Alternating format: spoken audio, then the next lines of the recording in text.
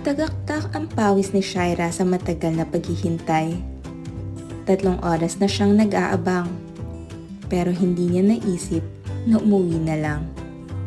Hindi niya maaaring sayangin ang natatanging pagkakataong mayroon siya ngayon. Malapit na tayo magkita, love. Pagkaraan ng 1 oras pang paghihintay, ay pinalapit na si Shaira sa harap ng isang maputi, matangkad at singkit na lalaki. Nakangiti itong kumaway at bumati sa kanya.